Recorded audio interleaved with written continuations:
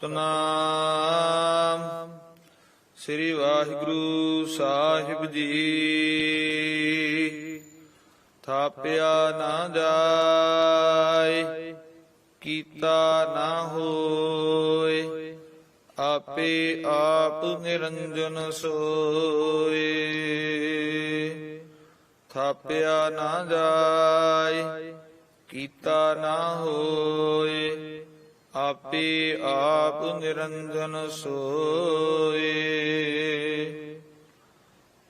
ਪਤਿਤ ਪਾਵਨ ਭਗਤ ਵਸ਼ਲ ਕਿਰਪਾ ਨਿਧਾਨ, ਜਗਤ ਦੇ ਸਾਂਝੇ ਸਤਿਗੁਰੂ ਗੁਰੂ ਗਰੀਬ ਨਿਵਾਜ ਧੰਨ ਗੁਰੂ ਗ੍ਰੰਥ ਸਾਹਿਬ ਜੀ ਦੀ ਕਿਰਪਾ ਸਦਕਾ ਸਤਿਗੁਰੂ ਸੱਚੇ ਪਾਤਸ਼ਾਹ ਮਹਾਰਾਜ ਜੀਆਂ ਦੀ ਪਾਵਨ ਬਾਣੀ ਜਪਜੀ ਸਾਹਿਬ ਦੀਆਂ 4 ਪੌੜੀਆਂ ਦੀ ਵਿਚਾਰ ਪਿਛਲੇ ਦੀਵਾਨਾਂ 'ਚ ਆਪ ਸੰਗਤ ਨੇ ਸਰਵਣ ਕੀਤੀ ਹੈ। ਆਓ ਗਰੀਬ ਨਿਵਾਜ ਜੀ ਦੀ ਚਰਨਾਂ ਦੀ ਧੂੜ ਬਣਨ ਦਾ ਯਤਨ ਕਰੀਏ।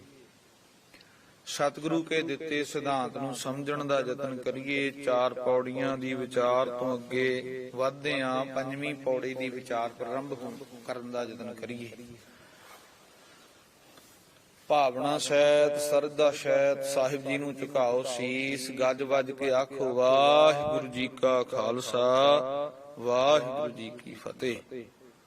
ਸਾਧ ਸੰਗਤ ਜੀ, ਸਿੱਧਾਂ ਦੇ ਨਾਲ ਸਵਾਲ ਤੇ ਜਵਾਬ ਗਰੀਬ ਨਿਵਾਜ ਜੀਆਂ ਨੇ ਕੀਤੇ ਹਨ। 5ਵੀਂ ਪੌੜੀ ਦੇ ਆਰੰਭ ਸਤਿਗੁਰੂ ਸੱਚੇ ਪਾਤਸ਼ਾਹ ਜੀ ਨੂੰ ਸਵਾਲ ਪੁੱਛਦੇ ਹਨ। ਕਹਿਣ ਲੱਗੇ ਮਹਾਰਾਜ, ਉਹ ਵਾਹਿਗੁਰੂ ਬਾਬਤ ਦੱਸੋ ਕਿ ਉਹ ਕਿਸੇ ਦਾ ਥਾਪਿਆ ਹੋਇਆ ਹੈ, ਭਾਵ ਉਹ ਨਾਦੀ ਹੈ ਜਾਂ ਬਿੰਦੀ ਹੈ, ਭਾਵ ਉਸ ਨੂੰ ਕਿਸੇ ਨੇ ਥਾਪ ਦਿੱਤਾ ਹੈ ਜਾਂ ਕਿਸੇ ਦੀ ਮਾਂ ਦੇ ਕੁੱਖ ਚੋਂ ਪੈਦਾ ਹੋਇਆ ਹੈ ਪਰਮਾਤਮਾ। ਸਾਧ ਸੰਗਤ ਜੀ, ਗਰੀਬ ਨਿਵਾਜ ਜੀ ਫਿਰ ਜਵਾਬ ਦਿੰਦੇ ਹਨ। ਮਹਾਰਾਜ ਕਹਿੰਦੇ ਥਾਪਿਆ ਨਾ ਜਾਏ, ਕੀਤਾ ਨਾ ਹੋਏ। ਉਹ ਜਿਹੜਾ ਪਰਮਾਤਮਾ ਹੈ ਨਾ, ਉਹ ਕਿਸੇ ਦਾ ਥਾਪਿਆ ਹੋਇਆ ਨਹੀਂ ਹੈ। ਥਾਪਿਆ ਕਿਹਨੂੰ ਆਖਿਆ ਜਾਂਦਾ ਹੈ? ਜਿਵੇਂ ਇੱਕ ਕੋਈ ਰਾਜ ਭਾਗ ਦਾ ਰਾਜਾ ਹੈ ਤੇ ਉਹਦੇ ਤੋਂ ਅੱਗੇ ਕਿਸੇ ਹੋਰ ਰਾਜੇ ਨੂੰ ਜਿਹੜਾ ਰਾਜ ਭਾਗ ਮਿਲ ਜਾਵੇ। ਜਿਵੇਂ ਸਾਧ ਸੰਗਤ ਜੀ, 5 ਸਾਲਾਂ ਬਾਅਦ ਰਾਜੇ ਦਾ ਰਾਜ ਬਦਲਦਾ ਹੈ, ਇਲੈਕਸ਼ਨ ਹੁੰਦੀ ਹੈ ਤੇ ਨਵਾਂ ਰਾਜਾ ਥਾਪ ਦਿੱਤਾ ਜਾਂਦਾ ਹੈ, ਨਵਾਂ ਮੁੱਖ ਮੰਤਰੀ ਬਣਾ ਦਿੱਤਾ ਜਾਂਦਾ ਹੈ, ਪਰ ਉਹ ਬਾਅਦ ਚ ਬਦਲ ਦਿੱਤਾ ਜਾਂਦਾ ਹੈ। ਉਹਨੂੰ ਕਿਹਾ ਜਾਂਦਾ ਸਥਾਪਿਤ ਕਰਨਾ, ਥਾਪਿਆ। ਤੇ ਕੀਤਾ ਹੁੰਦਾ ਬਿੰਦੀ। ਜਿਵੇਂ ਸਾਧ ਸੰਗਤ ਜੀ, ਬਿੰਦ ਤੋਂ ਪੈਦਾ ਹੋਇਆ, ਜਿਵੇਂ ਪੁੱਤ, ਜਿਵੇਂ ਨਾ ਸਾਹਿਬਜ਼ਾਦੇ 4 ਗੁਰੂ ਸਾਹਿਬ ਜੀ ਦੇ ਬਿੰਦੀ ਪੁੱਤਰ ਹਨ ਤੇ ਅਸੀਂ ਸਾਰੇ ਖਾਲਸਾ ਗੁਰੂ ਗ੍ਰੰਥ ਸਾਹਿਬ ਸੱਚੇ ਪਾਤਸ਼ਾਹ ਧੰਨ ਗੁਰੂ ਗੋਬਿੰਦ ਸਿੰਘ ਮਹਾਰਾਜ ਜੀਆਂ ਦੇ ਨਾਦੀ ਪੁੱਤਰ ਹਾਂ। ਜਦੋਂ ਅੰਮ੍ਰਿਤ ਛਕਦੇ ਆ ਨਾ, ਪਰਮਾਤਮਾ ਐਸਾ ਹੈ, ਉਹਨੂੰ ਇਹ ਨਹੀਂ ਵੀ ਹੁਣ ਥਾਪ ਦਿੱਤਾ 15 ਸਾਲਾਂ ਬਾਅਦ, 5 ਸਾਲਾਂ ਬਾਅਦ ਨਵਾਂ ਪਰਮਾਤਮਾ ਕਹਿੰਦੇ ਨਾ ਭਾਈ, ਉਹ ਇੱਕ ਹੀ ਹੈ। ਕੀਤਾ ਨਾ ਹੋਏ, ਕਿਸੇ ਮਾਂ ਦੀ ਕੁੱਖ ਤੋਂ ਪੈਦਾ ਨਹੀਂ ਕੀਤਾ ਹੋਇਆ ਵੀ 40, 50, 60, 100 ਸਾਲ ਬਾਅਦ ਉਹ ਮਰ ਜਾਵੇਗਾ, ਉਹਦੀ ਮੌਤ ਹੋਵੇਗੀ ਤੇ ਨਵਾਂ ਉਹਦੀ ਜਗ੍ਹਾ ਤੇ ਆਵੇਗਾ। ਨਾ ਭਾਈ, ਉਹ ਬਿਲਕੁਲ ਸਾਹਿਬ ਮੇਰਾ ਨੀਤ ਨਵਾਂ, ਉਹ ਤੇ ਬਿਲਕੁਲ ਸਦਾ ਹੀ ਨਵਾਂ ਹੈ। ਉਹ ਮਰਦਾ ਨਹੀਂ ਹੈ, ਉਹ ਜੰਮਦਾ ਨਹੀਂ ਹੈ। ਕਹਿਣ ਲੱਗੇ ਅੱਛਾ ਮਹਾਰਾਜ, ਉਹਨੂੰ ਥਾਪਿਆ ਵੀ ਨਹੀਂ ਹੈ, ਉਹਨੂੰ ਪੈਦਾ ਵੀ ਨਹੀਂ ਕੀਤਾ, ਤਾਂ ਮਹਾਰਾਜ ਫਿਰ ਉਹ ਕਿੱਥੋਂ ਹੋਇਆ ਹੈ? ਮਹਾਰਾਜ ਕਹਿੰਦੇ ਆਪੇ ਆਪ ਨਿਰੰਜਨ ਸੋਏ। ਉਹ ਪ੍ਰਮਾਤਮਾ ਨਾ ਥਾਪਿਆ ਨਾਦੀ ਨਾ ਬਿੰਦੀ, ਉਹ ਆਪਣੇ ਆਪ ਤੋਂ ਖੁਦ ਹੀ ਸੁਤੇ ਸਿੱਧ ਪ੍ਰਕਾਸ਼ ਹੈ। ਆਪੇ ਆਪ ਨਿਰੰਜਨ ਸੋਏ, ਆਪਣੇ ਆਪ ਤੋਂ ਨਿਰੰਜਨ, ਕਾਲਖ ਤੋਂ ਰਹਿਤ ਜਿਹੜਾ ਪ੍ਰਮਾਤਮਾ ਹੈ, ਜਿਹਦੇ ਤੇ ਕੋਈ ਧੱਬਾ ਨਹੀਂ ਹੈ, ਜਿਹਦੇ ਤੇ ਕੋਈ ਦੋਸ਼ ਨਹੀਂ ਹੈ, ਉਹ ਆਪਣੇ ਆਪ ਤੋਂ ਹੀ ਪ੍ਰਕਾਸ਼ ਹੈ, ਸੁਤੇ ਸਿੱਧ।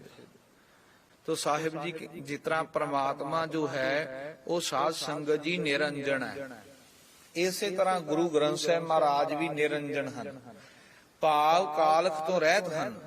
जिदा परमात्मा नूं कोई कालख नहीं ला सकता, कोई दोष नहीं दे सकता, वाहिगुरु ते कोई दोष मड़ नहीं सकता, एवें गुरु ग्रंथ साहिब नूं भी कोई दोषी नहीं बना सकता। क्योंकि जिहड़ा शरीरक गुरु है वो तां किते ना किते गलती करेगा ही करेगा, ਪਰ ਸ਼ਬਦ ਸਿਧਾਂਤ ਗੁਰੂ ਗਲਤੀ ਨਹੀਂ ਕਰਦਾ, ਉਹ ਕੇਵਲ ਉਪਦੇਸ਼ ਦਿੰਦਾ ਹੈ। ਤੋ ਐਸੇ ਸਮੇਂ ਵਿੱਚ ਸਾਨੂੰ ਇਹ ਸਮਝਣ ਦੀ ਜ਼ਰੂਰਤ ਹੈ, ਗਰੀਬ ਨਵਾਜ ਧੰਨ ਗੁਰੂ ਗ੍ਰੰਥ ਸਾਹਿਬ ਸੱਚੇ ਪਾਤਸ਼ਾਹ ਮਹਾਰਾਜ ਸ਼ਬਦ ਸਰੂਪ ਹਨ। ਤੋ ਮਹਾਰਾਜ ਵੀ ਨਿਰੰਜਨ ਹਨ। ਮਹਾਰਾਜ ਸੱਚੇ ਪਾਤਸ਼ਾਹ ਧੰਨ ਗੁਰੂ ਗ੍ਰੰਥ ਸਾਹਿਬ ਵੀ ਸਦੀਵ ਹਨ ਭਾਈ। ਸ਼ਬਦ ਸਦਾ ਜਿਉਂਦਾ ਹੈ, ਕਦੀ ਮਰਦਾ ਨਹੀਂ। ਤੋ ਆਓ ਮਹਾਰਾਜ ਅੱਗੇ ਬਖਸ਼ਿਸ਼ ਕਰਦੇ, ਜਿਨ ਸੇਵਿਆ ਤਿਨ ਪਾਇਆ ਮਾਨ। ਸਿੱਧਾ ਨੇ ਸਵਾਲ ਕੀਤਾ ਕਿ ਤੁਸੀਂ ਨਾਦੀ ਬਿੰਦੀ ਤੋਂ ਰਹਿਤ ਪ੍ਰਮਾਤਮਾ ਨੂੰ ਸੇਵਣ ਦੀ ਗੱਲ ਕਰਦੇ ਹੋ। ਤੁਸੀਂ ਕਹਿੰਦੇ ਹੋ ਕਿ ਕਰਮ ਕਾਂਡਾਂ ਤੋਂ, ਦੇਵੀ ਦੇਵਤਿਆਂ ਤੋਂ ਪਰੇ ਹੋ ਜਾਣਾ ਚਾਹੀਦਾ ਹੈ, ਭਾਵ ਪ੍ਰਮਾਤਮਾ ਨੂੰ ਸੇਵਣਾ ਚਾਹੀਦਾ ਹੈ। ਗਰੀਬ ਨਵਾਜ ਤੁਹਾਡੀ ਗੱਲ ਮੰਨ ਲਈ ਜਾਵੇਗੀ, ਪਰ ਇੰਨੀ ਕੁ ਬੇਨਤੀ ਹੈ ਕਿ ਦੱਸੋ ਉਹਨੂੰ ਸੇਵਣ ਨਾਲ, ਰੱਬ ਨੂੰ ਮੰਨਣ ਦੇ ਨਾਲ ਹੋਵੇਗਾ ਕੀ? ਪ੍ਰਮਾਤਮਾ ਦੀ ਸੇਵਨਾ ਕਰਨ ਦੇ ਨਾਲ, ਬਾਣੀ ਪੜਨ ਨਾਲ ਮਿਲੇਗਾ ਕੀ?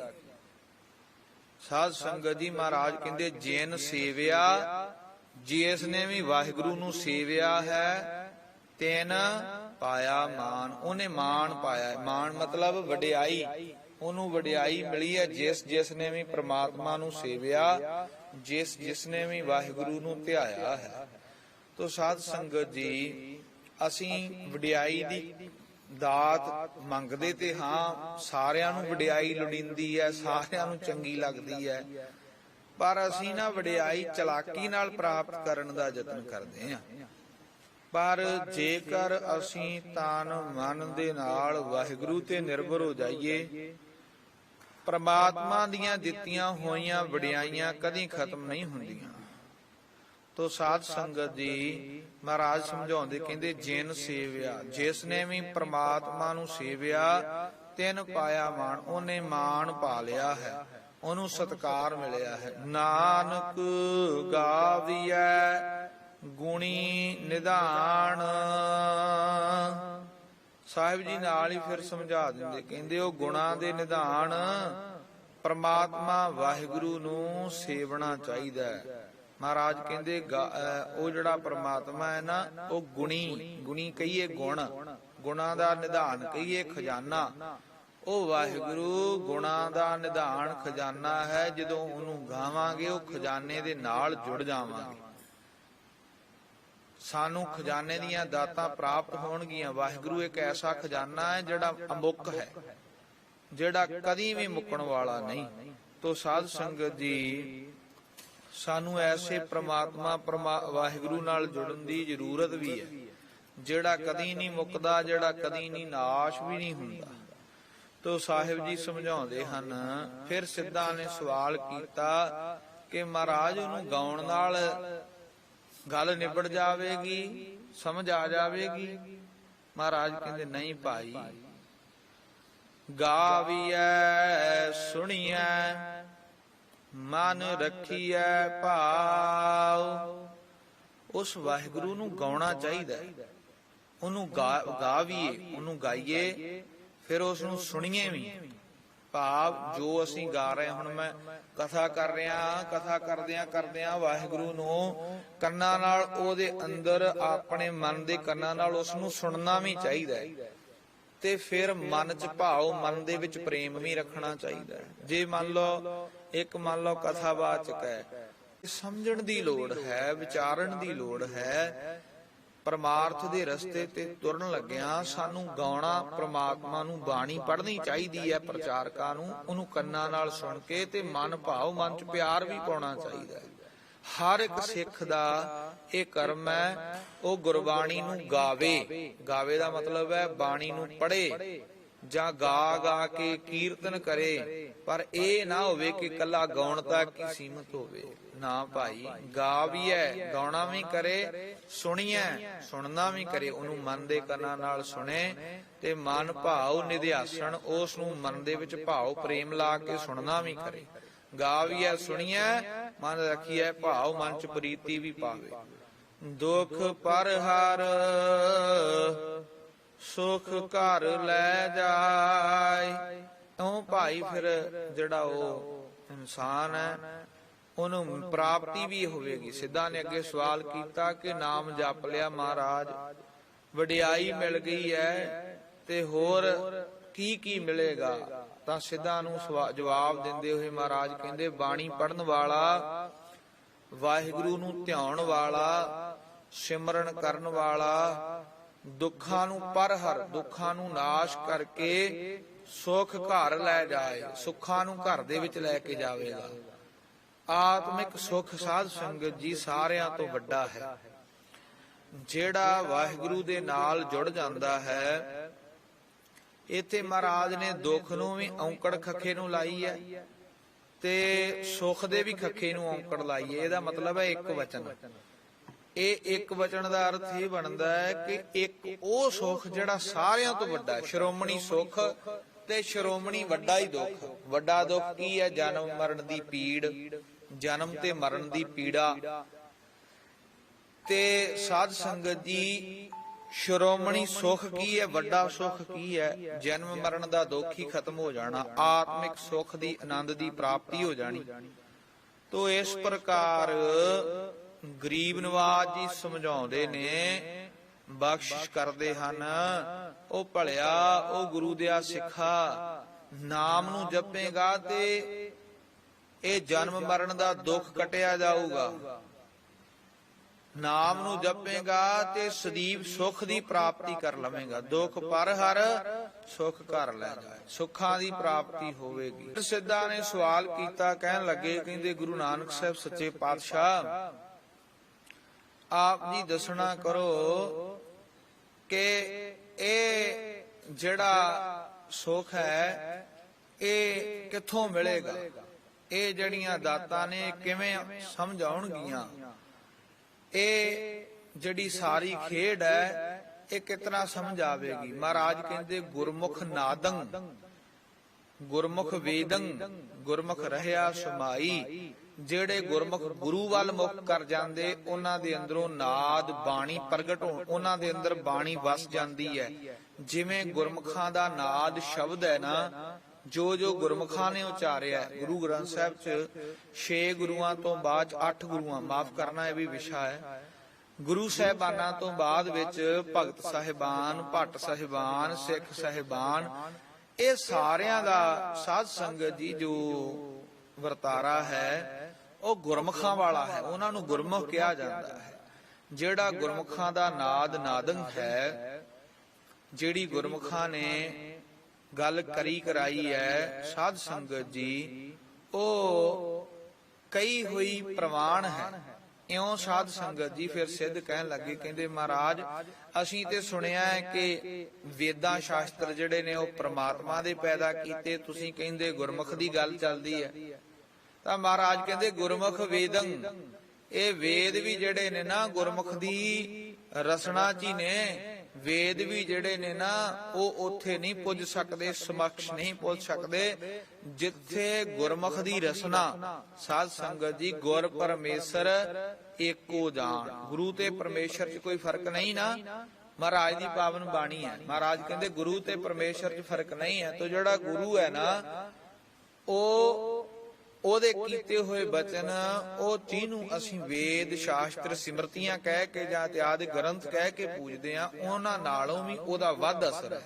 ਭਾਵ ਇੱਥੇ ਕਿਸੇ ਚੀਜ਼ ਦੀ ਨਿੰਦਿਆ ਨਹੀਂ ਹੈ। ਉਹ ਸਾਧ ਸੰਗਤ ਜੀ, ਗੁਰਮੁਖ ਰਹਿਆ ਸਮਾਈ, ਜਿਹੜਾ ਗੁਰਮੁਖ ਹੈ ਉਹ ਸਾਰੀ ਸ੍ਰਿਸ਼ਟੀ, ਸਾਰੀ ਪ੍ਰਕਿਰਤੀ ਦੇ ਵਿੱਚ ਕੀ ਹੈ? ਸਮਾਇਆ ਹੋਇਆ ਹੈ। ਇਹ ਗੁਰਮੁਖ ਦੇ ਲੱਛਣ ਮੰਨੇ ਹਨ ਗਰੀਬ ਨਵਾਜ ਜੀਆਂ ਨੇ। ਗੁਰ ਈਸਰ ਗੁਰ ਗੋਰਖ ਬਰਮਾ ਗੁਰ ਪਾਰਬਤੀ ਮਾਈ। ਮਹਾਰਾਜ ਕਹਿੰਦੇ ਜਿਹੜਾ ਗੁਰ ਹੈ ਨਾ ਉਹ ਈਸ਼ਵਰ ਸਰੂਪ ਹੈ। ਈਸ਼ਰ ਸਾਧ ਸੰਗਤ ਜੀ ਇੱਥੇ ਵਿਸ਼ਨੂੰ ਨੂੰ ਕਿਹਾ ਜਾਂਦਾ ਹੈ। ਉਹ ਜਿਹੜਾ ਗੁਰ ਹੈ ਨਾ ਉਹ ਵਿਸ਼ਨੂੰ ਦਾ ਵੀ ਗੁਰੂ ਹੈ, ਕਿਉਂਕਿ ਪਰਮਾਤਮਾ ਦਾ ਪੁਜਾਰੀ ਗੁਰੂ ਹੈ ਤੇ ਪਰਮਾਤਮਾ ਵਾਲਾ ਵਿਸ਼ਨੂੰ ਹੈ। ਤੋ ਬਰਮਾ ਦਾ ਅਰਥ ਹੈ ਬ੍ਰਹਮਾ ਜੀ।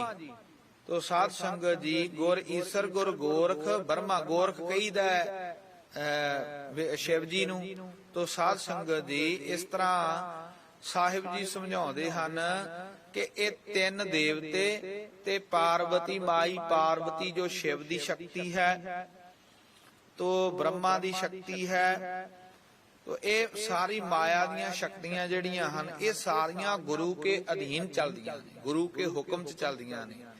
ਇਹ ਤਿੰਨੇ ਦੇਵਤੇ ਬਹੁਤ ਵਾਰ ਇਹ ਗੱਲ ਕਹੀ ਜਾਂਦੀ ਹੈ, ਗੁਰਬਾਣੀ 'ਚ ਇਹਨਾਂ ਤਿੰਨਾਂ ਦੀ ਗੱਲ ਆਈ ਹੈ। ਗੁਰ ਈਸ਼ਰ ਕਹਿੰਦੇ, ਗੁਰ ਈਸ਼ਰ, ਈਸ਼ਵਰ ਨੂੰ ਗੁਰਬਾਣੀ 'ਚ ਵਿਸ਼ਨੂੰ ਨੂੰ ਗੁਰਬਾਣੀ 'ਚ ਗੁਰੂ ਮੰਨਿਆ ਨਹੀਂ ਭਾਈ। ਗੁਰ ਈਸ਼ਰ, ਗੁਰ ਗੋਰਖ, ਬਰਮਾ ਗੁਰ, ਇੱਥੇ ਵਿਸ਼ਰਾਮ ਲਾ ਕੇ ਫਿਰ ਪਾਰਵਤੀ ਮਾਈ, ਇਹ ਤਿੰਨ ਸ਼ਕਤੀਆਂ ਦੀ ਵੀ ਨਾਲ ਗੱਲ ਆ ਰਹੀ ਹੈ। ਪਰ ਮਹਾਰਾਜ ਕਹਿੰਦੇ ਹਾਂ ਇਹ ਤਿੰਨ ਹੈ ਤੇ ਜ਼ਰੂਰ, ਜੇ ਹੋ ਜਾਣਾ ਆਖਾ ਨਾਹੀ ਕਹਿਣਾ ਕਥਨ ਨਾ ਜਾਈ। ਤੋ ਅਗਲੀ ਪੰਕਤੀ 'ਚ ਕਹਿੰਦੇ ਜੇ ਹੋ ਜਾਣਾ। ਮਹਾਰਾਜ ਸੱਚੇ ਪਾਤਸ਼ਾਹ ਨੂੰ ਫਿਰ ਸਿੱਧਾ ਨੇ ਸਵਾਲ ਕਰ ਦਿੱਤਾ, ਕਹਿਣ ਲੱਗੇ ਮਹਾਰਾਜ ਇਹ ਸਾਰੀ ਗੱਲ ਫਿਰ ਪ੍ਰਮਾਤਮਾ ਬਾਬਤ ਦੱਸ ਦਿਓ ਕਿ ਪ੍ਰਮਾਤਮਾ ਹੈ ਕਿੱਡਾ ਕੁ ਵੱਡਾ ਵਿਸ਼ਾਲ ਹੈ। ਮਹਾਰਾਜ ਕਹਿੰਦੇ ਜੇ ਹੋ ਜਾਣਾ, ਜੇ ਮੈਂ ਜਾਣਦਾ ਹੋਵਾਂ, ਆਖਾ ਨਾਹੀ, ਫਿਰ ਮੈਂ ਕਹਿ ਨਹੀਂ ਸਕਦਾ, ਕਹਿਣਾ ਕਥਨ ਨਾ ਜਾਈ। ਕਿਉਂ? ਕਿਉਂਕਿ ਪ੍ਰਮਾਤਮਾ ਦੀ ਸਾਖਿਆਤਤਾ ਬਾਰੇ, ਉਹਦੇ ਸਵਰੂਪ ਬਾਰੇ ਬਿਆਨ ਹੀ ਨਹੀਂ ਕੀਤਾ ਜਾ ਸਕਦਾ, ਉਹ ਏਡਾ ਵੱਡਾ ਹੈ। ਜੇ ਕਹੀਏ ਨਾ ਕਿ ਉਹ ਕੀ ਹੈ, ਜੇ ਹੋ ਜਾਣਾ, ਮੈਂ ਜਾਣਦਾ ਹੋਵਾਂ, ਅੱਬਲ ਤੇ ਮੈਂ, ਮਹਾਰਾਜ ਸੱਚੇ ਪਾਤਸ਼ਾਹ ਕਹਿੰਦੇ ਉਹਦੇ ਬਾਰੇ ਜਾਣਿਆ ਨਹੀਂ ਜਾ ਸਕਦਾ। ਜੇ ਉਹਦੇ ਬਾਰੇ ਜਾਣਿਆ ਜਾ ਸਕਦਾ ਹੈ ਤਾਂ ਉਹਦੇ ਬਾਰੇ ਕਿਹਾ ਨਹੀਂ ਜਾ ਸਕਦਾ। ਗੁੰਗਾ ਗੁੜ ਖਾਇਆ ਪੁੱਛੇ ਤੇ ਕਿਆ ਕਹੀਏ। ਹੁਣ ਗੁੰਗੇ ਨੂੰ ਗੁੜ ਖਵਾ ਦਈਏ ਤੇ ਉਹਨੂੰ ਸਵਾਦ ਪੁੱਛੀਏ, ਦੱਸ ਦੇਗਾ? ਨਹੀਂ ਨਾ ਦੱਸ ਸਕਦਾ। ਐਵੇਂ ਹੀ ਪ੍ਰਮਾਤਮਾ ਦੀ ਸਾਖਿਆਤਤਾ ਬਾਰੇ ਜਾਂ ਤਾਂ ਪਤਾ ਨਹੀਂ, ਜਿਹਨੂੰ ਪਤਾ ਹੈ ਉਹ ਦੱਸ ਨਹੀਂ ਸਕਦਾ, ਕਿਉਂਕਿ ਕਹਿਣਾ ਕਥਨ ਨਾ ਜਾਈ, ਉਹ ਪ੍ਰਮਾਤਮਾ ਕਥਨ ਨਹੀਂ ਕੀਤਾ ਜਾ ਸਕਦਾ। ਦੂਜਾ ਅਰਥ, ਗੁਰਮੁਖ ਬਾਬਤ ਵੀ ਕਥਨ ਨਹੀਂ ਕੀਤਾ ਜਾ ਸਕਦਾ। ਜੇ ਗੁਰਮੁਖ ਦੀ ਸਾਖਿਆਤਤਾ ਬਾਰੇ, ਗੁਰਮੁਖ ਦੇ ਬਾਰੇ ਕਥਨ ਕਰਨ ਦੀ ਗੱਲ ਚੱਲੇ ਕਿ ਗੁਰਮੁਖ ਇਉਂ ਹੈ, ਗੁਰਮੁਖ ਇਉਂ ਹੈ, ਤਾਂ ਸਾਧ ਸੰਗਤ ਜੀ ਗੁਰਮੁਖ ਬਾਬਤ ਵੀ ਨਹੀਂ ਕਥਨ ਕੀਤਾ ਜਾ ਸਕਦਾ। ਤਾਂ ਫਿਰ ਅਖੀਰ ਤੇ ਸਿੱਧਾ ਨੇ ਇਹ ਸਵਾਲ ਕਰ ਦਿੱਤਾ, ਕਹਿੰਦੇ ਚਲੋ ਮਹਾਰਾਜ ਮੰਨ ਲਈ ਗੱਲ, ਹੁਣ ਇਹ ਤੇ ਕੋਈ ਉਪਦੇਸ਼ ਤੇ ਦੇ ਦਿਓ, ਕੋਈ ਸਿੱਖਿਆ ਦੇ ਦਿਓ, ਕੀ ਕਰੀਏ ਅਸੀਂ ਜ਼ਿੰਦਗੀ 'ਚ, ਕਿਵੇਂ ਆਪਣੀ ਜ਼ਿੰਦਗੀ ਨੂੰ ਬਤੀਤ ਕਰਨ ਦਾ ਯਤਨ ਕਰੀਏ। ਤਾਂ ਮਹਾਰਾਜ ਕਹਿਣ ਲੱਗੇ ਫਿਰ, ਕਹਿੰਦੇ ਭਾਈ ਗੁਰਾ ਇੱਕ ਦੇਹ 부ਝਾਈ। ਸਾਨੂੰ ਗੁਰਾਂ ਨੇ ਇੱਕ ਦੇਹ ਗੱਲ ਸਮਝਾਈ ਹੈ। ਗੁਰਾ ਇੱਕ ਦੇਹ 부ਝਾਈ, 부ਝਾਈ ਦਾ ਮਤਲਬ ਸਮਝਾਈ, ਕਿ ਸਭਨਾ ਜੀਆ ਕਾ ਇੱਕ ਦਾਤਾ, ਸੋ ਮੈਂ ਵਿਸਰ ਨਾ ਜਾਈ।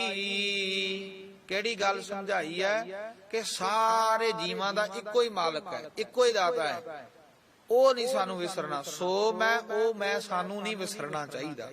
ਸਾਰੇ ਜਿੰਨੇ ਵੀ ਈਸਾਈ ਹਨ, ਜੈਨੀ, ਬੋਧੀ, ਪਾਰਸੀ, ਹਿੰਦੂ, ਮੁਸਲਮਾਨ, ਸਾਰਿਆਂ ਦਾ ਇੱਕੋ ਦਾਤਾ ਹੈ, ਉਹ ਨਹੀਂ ਵਿਸਰਨਾ ਚਾਹੀਦਾ। ਧਰਮ ਕਰਮ ਸਾਰੇ ਬਾਅਦ ਵਿੱਚ ਸਭ ਤੋਂ ਸ੍ਰੇਸ਼ਟ ਹੋ।